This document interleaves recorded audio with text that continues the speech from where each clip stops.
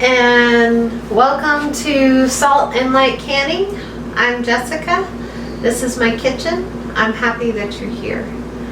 I wanted to talk to you today a little bit on how to get started in canning, and how I got started in canning. I'm a busy mom. I work full-time, my husband works full-time, and we have children and a house, and we have to, take care of things. Also, where we live a long way from the grocery store, and my time is very valuable. Also, with children, everything that I do is to make sure that our family's money that we've worked so very hard for goes as far as it possibly can, which led me to canning. I didn't start out with canning on our food preservation journey. Actually, I started out with dehydrating, because canning was so very intimidating to me.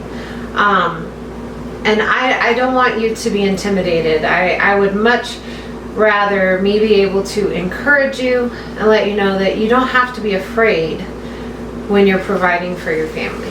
So, number one, what I would recommend is look through your pantry, look at your grocery list, see the kinds of shelf-stable food that you are buying on a regular basis. Also, think about the foods that you're throwing away on a regular basis, because sometimes I can to have shelf-stable food to make dinners easier, but also I can so that I don't have to throw food away. Okay, moms, you know how it is. Sometimes you go buy a big bag of apples at the store because everybody's been going crazy for apples, and as soon as you do and you bring it home and you put it on the counter, everybody decides they're not eating apples anymore. And you just wasted your money. I didn't want to have to throw my food away. So I started thinking about how can I preserve this food so that I can use it at a later date and not have to buy it again. So I looked at the things that I was already purchasing at the store. I was purchasing canned tuna, canned beans, vegetables, things like that. So that told me what kind of canning I needed to do. Vegetables, soups, meat, beans, those are low acid foods. So those are things that I would need to pressure can. I was scared to death of the pressure canner. Also, I have a glass stovetop, so most pressure canners are not safe for a glass stovetop. So I did a lot of research, and I called the company that makes my stove and said, what's safe to use? And I found out that I could use a Presto canner on my glass stovetop and it was safe. I recommend that you call the manufacturer of your stove and ask them what's safe. This is safe because it's aluminum and it has a smooth bottom. So I didn't want to crack my glass stove, because again, every dollar that comes in the house we got to make work as far as we can, and so I didn't need to replace my stove. Okay. So I bought a pressure canner, and a couple of tools that I needed was a funnel to minimize my mess. You don't have to buy a funnel, you can just pour things in a jar. You need jars.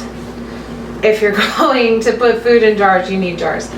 But remember, the jars are all reusable, so you purchase them once and you're going to use them again and again and again for years.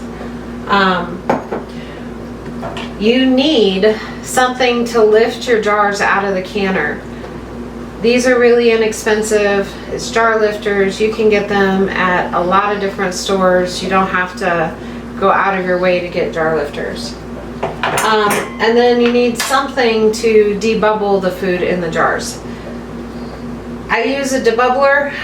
It came in a set, and that's why I have one. Otherwise, you can use a chopstick or a plastic knife or plastic spoon, something to get the air bubbles out so that your jars seal. And then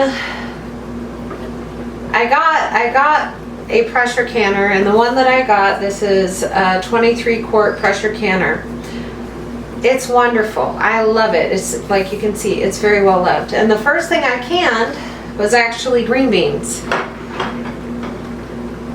And I was scared to death the whole time. Growing up, my grandma had said, you know, pressure canners explode and all of these other things. And the whole point of doing this was to save my family money and to make sure that they were safe in what they were eating. So scared the whole time.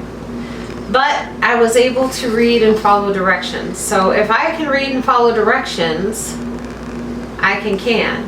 If you can read and follow directions, you can. So number one, read the directions for your canner. If it says 3 quarts of water in your canner, then that's what you use.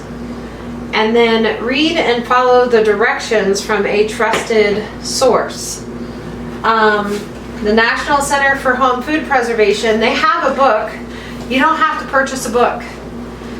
On their website, you can look up and download everything that's in this book to tell you how to pressure can meat or green beans, or how to water bath can, or how to whatever you're going to can, you're probably going to find on their website or in their book. And if you're like me and you're on a budget and you want to do what is going to be the most effective for you, I would get a pressure canner first. Number one, if you start with pressure canning, you're not going to be afraid. And I know this is all backwards, but you're not going to be afraid of canning. It's not going to explode, okay? It has a little safety valve here. It's not going to explode. So you're safe. But also, you can use a pressure canner to hot water can your food. So if you're only going to buy one, buy a pressure canner, because you can water bath can in a pressure canner, but you can't pressure can in a water bath canner. It's one or the other. I would encourage you, if I'm able to do this, you are absolutely able to do this. Walk without fear, okay? You can take care of your family. You can buy food at a sale price and put it on your shelf. You can preserve the harvest from your garden,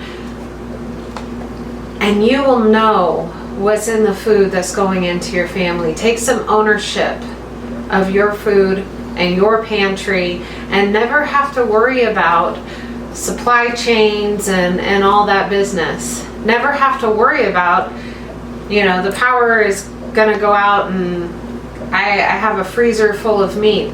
I know that if we were gonna have an extended power outage, I would be able to put all the meat in my freezer in jars, can it up, and I wouldn't be out all of that money.